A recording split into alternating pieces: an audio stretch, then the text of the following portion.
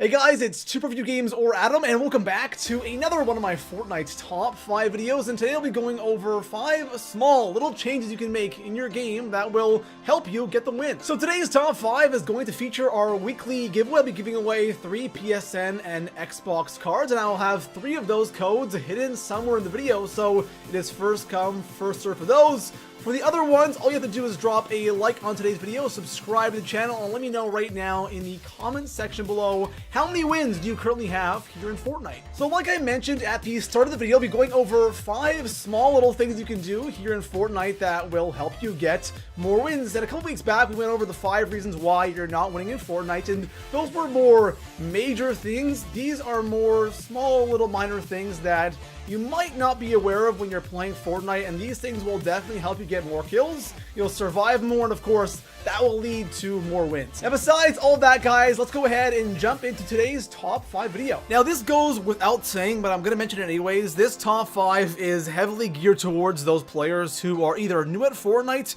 or are really struggling getting wins. So we'll be going over just these really small things that are super easy to change in your game, and it will help you get to that end game where you can possibly, hopefully, get those wins. So coming in at the number 5 spot on today's list, I want to talk about skins in this game. This is something that I've wanted to talk about for a long time or include into a top 5, but I never thought it was really that big of a deal. But now, with the Season 3 Battle Pass having some really interesting skins, I think it's now appropriate because a lot of people have these skins in game, and I'm specifically targeting the Dark Voyager skin, right? That's just kind of an example though, but with the Battle Pass, the Dark Voyager skin is one of those skins that is just absolutely amazing. I think it's one of the best skins in the game, and I was so hyped when I finally unlocked it. But one thing that I'm realizing, because a lot more people are now unlocking the Dark Voyager skin, I'm noticing so many people in game with this skin on, and the thing is,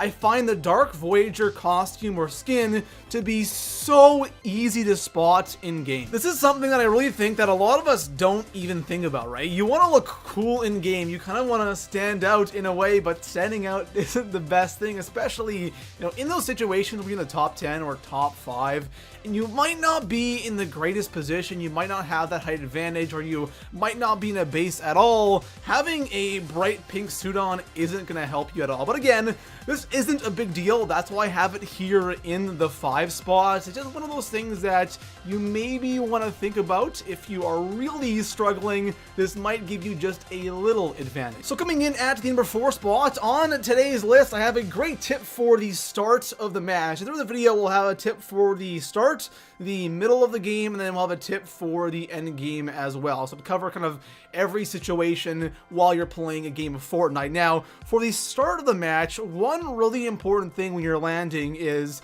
how you enter a house. This is really important, especially when you're going to an area that is really popular, and I have to exclude Tilted Towers from this because Tilted is kind of like a whole nother animal, whole nother beast. There really isn't anything else on the map that's similar to Tilted. Going to a place like Pleasant Park or Greasy Grove or even Retail Row, those are spots that are usually popular most of the time, but of course not as popular as Tilted Towers. But when you're going to a spot like that where you have a lot of people landing, it's so common for 2 people to share one house for looting, right? And what most people do is they love landing on the roof, breaking through the roof, going to the attic, and getting that chest as soon as possible, which can be good, but at the same time, it's not the best move. Only when you have somebody else landing with you. When you're by yourself, who cares, right? You can loot however you want, but when there's somebody else at that same house, the best thing to do is always go in through the ground floor. The reason why going through the ground floor is so important when you're sharing a house with somebody is the ground floor and also the second floor of that house will contain shotguns, right? Sometimes you'll find shotguns in the attic, but it's mainly just chests, nothing else. And if the guy up top gets a gold scar and you have a, a green semi or a green pump, there's a huge chance you're going to win that gunfight. So going through ground floor is always the best option when you're landing in an area that has a lot of people landing there, because you want that shotgun as soon as possible. So coming in at the number 3 spot on today's list, I have something that is so incredibly simple, yet it is one of the most important things and one of the things that will really help you out that I have on today's list. And that has to do with what you have as your default build, okay? And what I mean by this is when you start a game of Fortnite and you're looting, the staircase is something you spam a ton, right? Just to get to the, the attics or build up to a roof of the house or whatever you might be doing. We use that staircase build so damn much. And sometimes we forget that we kind of have that preset, right? When you hit the circle button or the B button on Xbox, the first thing that pops up is the staircase, right?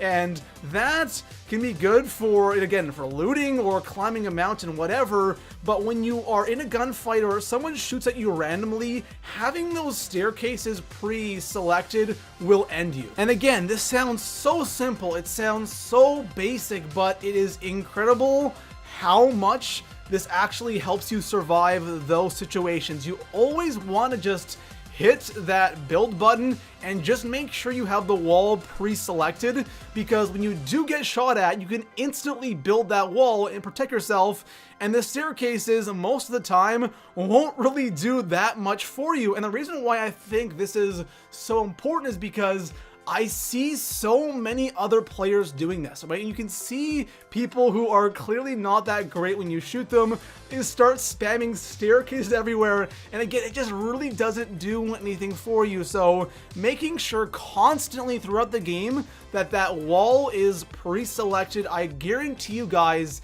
it will help you survive so many situations. So coming in at the number 2 spot on today's list, we have the quick swap. And the quick swap is something that definitely requires a lot more skill. It takes a lot more practice to get really good and efficient when it comes to swapping weapons really quickly, but it is something that if you don't do already, it's something you have to start doing right now. This is something that sounds really simple and really easy to pull off, but unfortunately it's something that is actually quite difficult. Like I said, it definitely takes the most skill and the most practice out of everything on today's list. But for those of you who don't know what the quick swap is, it's just simply taking a shot with a weapon and then instantly switching to another gun, and it's preferably of course a shotgun, taking a shot with a pump or a semi, and then switching to an AR, an SMG, or whatever to finish off the enemy, because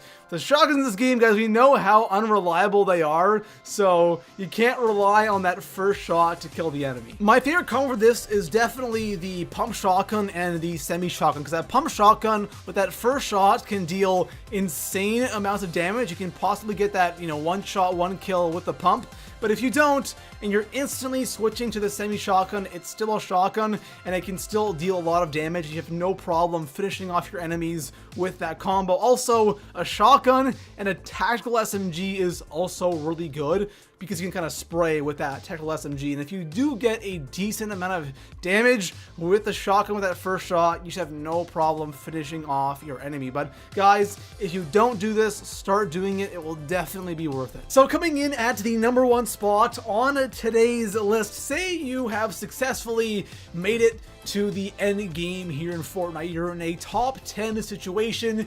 You've built your tower. You have the right weapons. Things are looking good for you, and say you see somebody down below sneaking around and you're kind of keeping an eye on them. You don't want to shoot yet, and then all of a sudden a sniper bullet goes right through your head. Now, what went wrong here? This is something that is completely avoidable, and this happens to be way too much, and that is spending way too much time peeking. Now, you can call it whatever the hell you want. I personally call it peeking, but it's just when you have your head exposed when you are in your base or you're in your fort, and this is something that is really tough to do sometimes, because you sometimes get mesmerized when you see somebody and you're locked on that one person. You're watching their every move because you do want to end up shooting, and then all of a sudden you get sniped because you aren't thinking about what can happen around you, right? It's not just you and that other guy. There's other people playing Fortnite as well, and with this one little thing, it's so easy to fix.